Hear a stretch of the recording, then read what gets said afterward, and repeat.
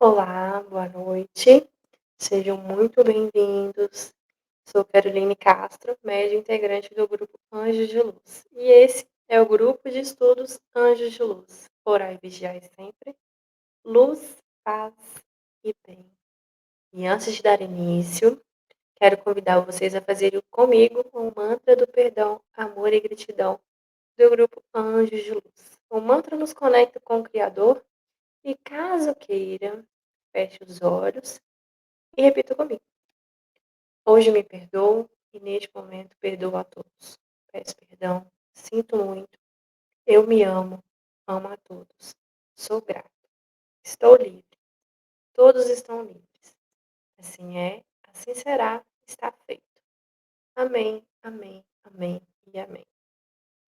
O Ho'oponopono é um processo de nos desfazermos das energias tóxicas que existem dentro de nós, para possibilitar o impacto de pensamentos, palavras, realizações e ações divinas. Agora, vamos rezar juntos o decreto dos servidores da luz, pois cada um de nós é um servidor de Deus, luz maior a nos guiar. Fechem seus olhos e acompanhem. Eu sou um corpo de luz. Eu acendo a luz em mim e ao meu redor. Eu aciono as potencialidades cósmicas da luz para que vibrem em cada ser. Eu sou a luz, eu sou a mais alta vibração de luz. Eu sou luz, eu vibro na luz e permaneço na luz por toda a eternidade. Amém, amém, amém e amém. Agora vamos dar início ao nosso grupo de estudos, né? Hoje vai ser sobre o Evangelho segundo o Espiritismo, o capítulo 14, honrai a vosso pai e vossa mãe. Se inicia falando sobre piedade filial, quem é minha mãe e quem são os meus irmãos, a parentela corporal e a parentela espiritual. E também dentro desse capítulo a gente tem sobre instruções dos espíritos, a ingratidão dos filhos e os laços de família. Então, vamos começar a falar sobre a piedade filial. O mandamento honrai ao vosso pai e à vossa mãe é um corolário da lei geral de caridade e de amor ao próximo, visto que não pode amar o seu próximo aquele que não ama a seu pai e a sua mãe. Mas o termo honrai encerra um dever a mais para com eles, o da piedade filial. Quis Deus mostrar por essa forma que o amor se deve juntar o respeito, as atenções, a submissão e a condescendência, o que envolve a obrigação de cumprir para com eles, de modo ainda mais rigoroso, tudo o que a caridade ordena relativamente ao próximo em geral. Esse dever se estende naturalmente às pessoas que fazem as vezes de pai e de mãe, a quais tanto maior mérito têm, quanto menos obrigatório é para elas o devotamento. Deus pune sempre com rigor toda violação desse mandamento. Honrar a seu pai e a sua mãe não consiste apenas em respeitá-los, é também assisti-los na necessidade e proporcionar-lhes repouso na velhice, e cercá-los de cuidados como eles fizeram conosco na infância. E a gente já vem para outra parte desse capítulo que é: quem é minha mãe e quem são os meus irmãos? Aí temos passagens bíblicas, né, de São Marcos e Mateus, que fala: e, tendo vindo para casa, reuniu-se aí tão grande multidão de gente, que eles nem sequer podiam fazer a sua refeição. Então, né, sabendo disso, vieram seus parentes para se apoderarem dele, pois diziam que perderá o espírito. Entretanto, tendo vindo sua mãe e seus irmãos, e conservando-se do lado de fora, mandaram chamá-lo. Ora, o povo se assentara em torno dele e lhe disseram: tua mãe, teus irmãos estão lá fora e te chamam. Ele lhes respondeu: quem é minha mãe e quem são os meus irmãos? E, perpassando o olhar pelos que estavam assentados ao seu redor, disse: Eis aqui minha mãe e meus irmãos. Pois todo aquele que faz a vontade de Deus, esse é meu irmão e minha irmã, minha mãe. Singulares parecem algumas palavras de Jesus por contrastarem com a sua bondade e a sua inalterável benevolência para com todos. Os incrédulos não deixaram de tirar daí uma arma, pretendendo que ele se contradizia. Fato, porém, irrecusável é que sua doutrina tem por base principal, por pedra angular, a lei do amor e de caridade. Ora, não é possível que ele destruísse de um lado o que de outro estabelecia. De onde está a consequência rigorosa? Se certas proposições suas se acham em contradição com aquele princípio básico, é que as palavras que lhe se atribuem foram ou mal reproduzidas, ou mal compreendidas, ou não as suas. Causa admiração e com fundamento que neste passo mostrasse Jesus tanta indiferença para com seus parentes, e de certo modo renegasse sua mãe. Pelo que concerne a seus irmãos, sabe que eles não o estimavam. Espíritos poucos adiantados não lhe compreendiam a missão. Tinham por excêntrico o seu proceder e seus ensinamentos não os tocavam. Tanto que nenhum deles o seguiu tanto que nenhum deles, não seguiu Jesus como discípulo. Não seguiu como discípulo dele, né. Dir-se ainda mesmo que partilhava até certo ponto, das prevenções de seus inimigos. O que é fato, em suma, é que o acolhiam mais como um estranho do que como um irmão, quando parecia a família. João disse, né, que eles não lhe davam muito crédito. Quanto à sua mãe, ninguém ousaria contestar a ternura que lhe dedicava. Deve-se, entretanto, convir igualmente em que também ela não fazia ideia muito exata da missão de seu filho, pois não se vê que ele tenha nunca seguido os ensinos, né? Nem dado testemunho dele, como fez João Batista. O que nela predominava era a solicitude maternal, e supor que ele haja renegado sua mãe fora desconselhar o caráter. Semelhante ideia não poderia encontrar naquele que disse: Honrai ao vosso pai e vossa mãe. Necessário, pois se faz procurar outro sentido para suas palavras, quase sempre envoltos no véu da forma alegórica. Ele em nenhuma ocasião desprezava de dar um ensino. Aproveitou, portanto, que se lhe deparou com a chegada de sua família para precisar a diferença que existe entre a parentela corporal e a parentela espiritual. Aqui nesse capítulo explica, né, o que é a parte da parentela corporal e a parentela espiritual. Os laços do sangue não criam forçosamente os liames entre os espíritos. O corpo procede do corpo, mas o espírito não procede do espírito. Porquanto, o espírito já existia antes da formação do corpo. Não é o pai quem cria o espírito de seu filho. Ele mais não faz do que lhe fornecer um invólucro corpóreo, cumprindo-lhe, no entanto, auxiliar o desenvolvimento intelectual e moral do filho, para o fazê-lo progredir. Os que encarnam numa família, sobretudo como parentes próximos, são, as mais das vezes, espíritos simpáticos, ligados por anteriores relações e se expressa por uma afeição recíproca na vida terrena. Mas também pode acontecer que sejam completamente estranhos uns aos outros esses espíritos, afastados entre si por antipatias igualmente anteriores, que se traduzem na Terra por um mútuo antagonismo que eles servem de provação. Não são os da consanguinidade os verdadeiros laços de família, e sim os da simpatia e da comunhão de ideias, os quais prendem os espíritos antes, durante e depois de suas encarnações. Segue-se que dois seres nascidos de pais diferentes podem ser mais irmãos pelo espírito do que se fosse pelo sangue.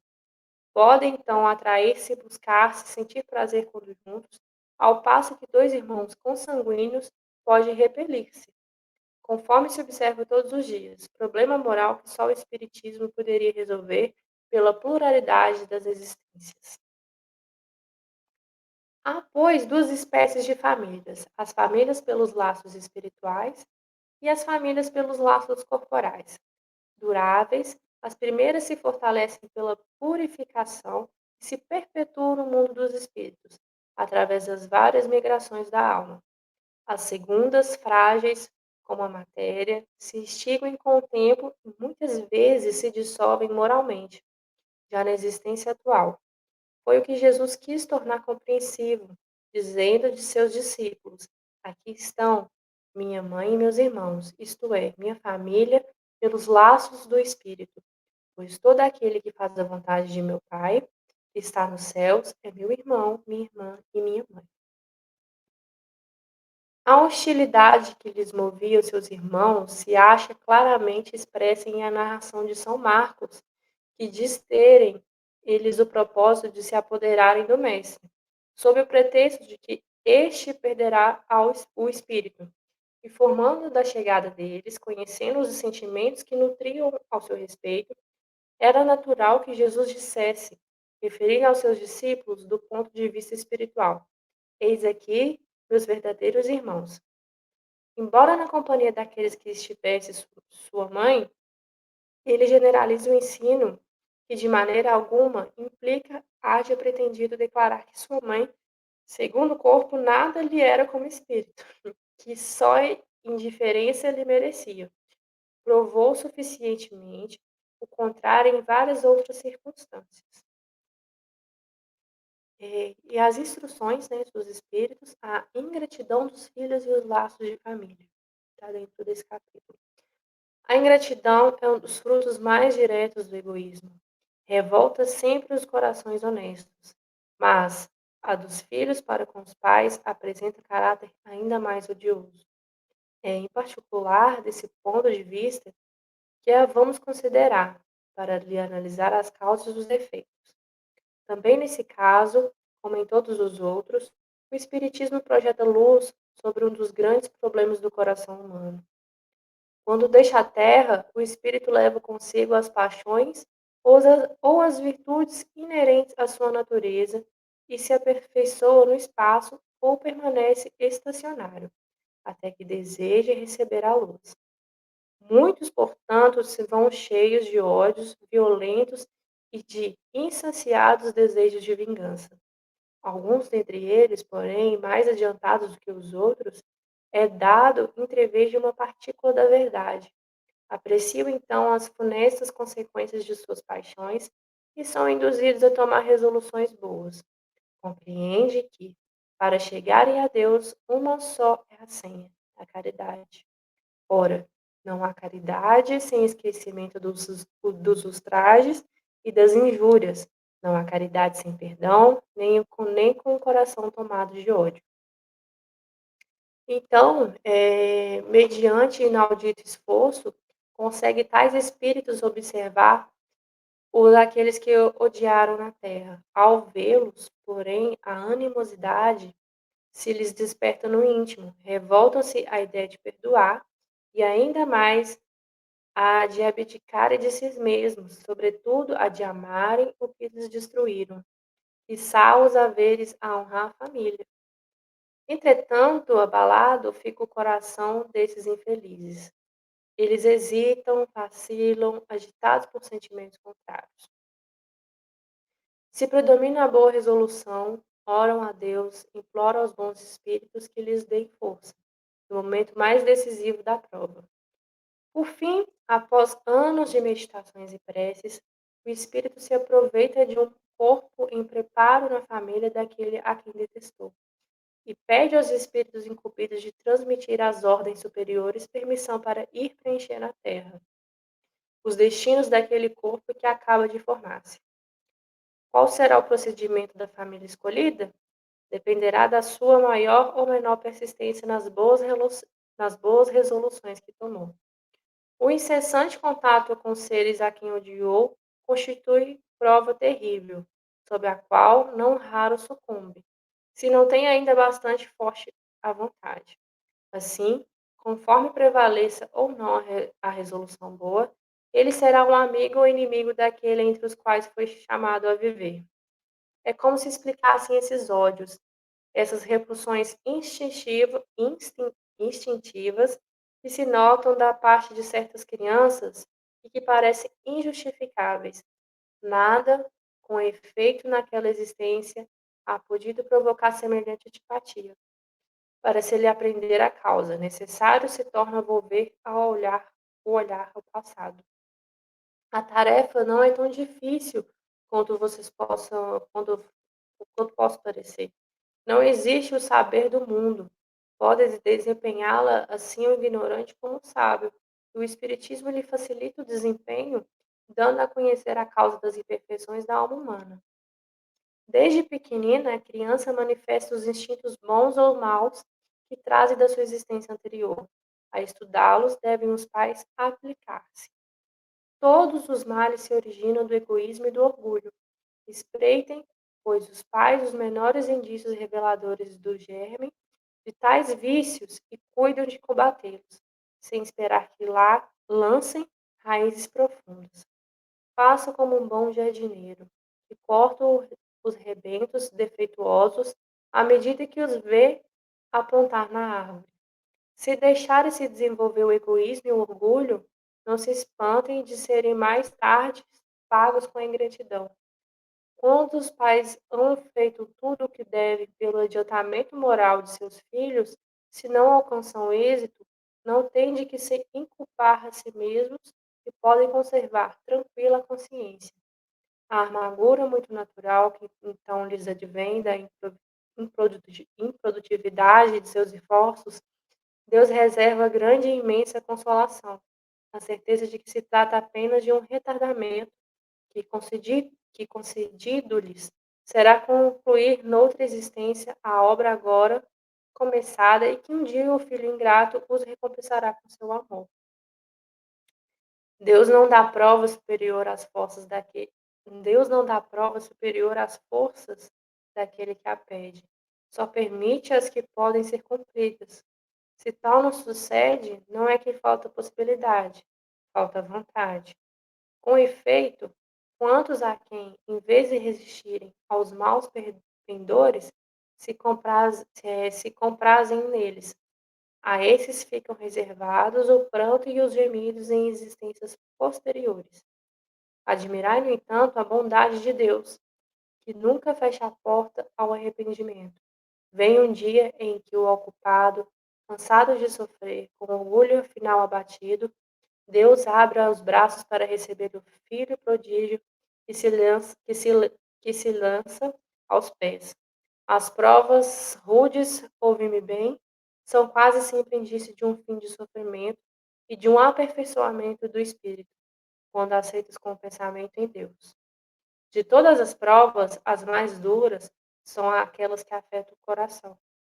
Um que suportam com coragem a miséria e as privações materiais, sucumbe ao peso amarguras domésticas, fugindo da ingratidão dos seus. Quem de mais reconfortante, de mais animador do que a ideia de que cada um dos seus esforços é que depende abreviar o sofrimento, mediante da destruição em si das causas do mal? Para isso, porém, preciso se faz com que o homem não retenha na terra o olhar e só veja uma existência, que se eleve a pairar no infinito do passado e do futuro. Então, a justiça infinita de Deus se vos planteia e esperais com paciência, porque explicá-los se vos torna que na terra vos parecia verdadeiramente monstruosidades.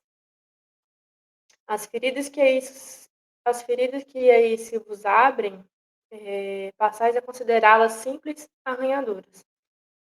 Nesse golpe de vista lançado sobre um conjunto, os laços de família se vos apresenta sobre o seu aspecto real. Já não vês a ligar-lhes os membros, apenas os frágeis laços da matéria, vedes sim os laços duradouros do espírito, que se perpetuam e consolidam com depurar-se em vez de se quebrarem por efeito da reencarnação. Formam famílias os espíritos que a analogia dos gostos, a identidade do progresso moral e a afeição induzem a reunir-se. Esses mesmos espíritos, em suas migrações terrenas, se buscam para se gruparem, como fazem no espaço, originando-se daí famílias unidas e homogêneas. Se nas suas peregrinações acontece ficarem de temporariamente separados, mais tarde tornam a encontrar-se, venturosos pelos novos progressos que realizaram. Mas, como lhes não cumpre trabalhar apenas para si, permite Deus que os espíritos menos adiantados encarnem entre eles, a fim de receberem conselhos e bons exemplos a bem de seu progresso. Esses espíritos se tornam, por vezes, causa de perturbação no meio daqueles outros, o que constitui para estes a prova e a tarefa de desempenhar. Acolhei-os, portanto, como irmãos, auxiliá-los, e depois no mundo dos espíritos, a família se felicitará por haver salvo alguns náufragos que, a seu turno, poderão salvar os outros. Toda essa parte dessa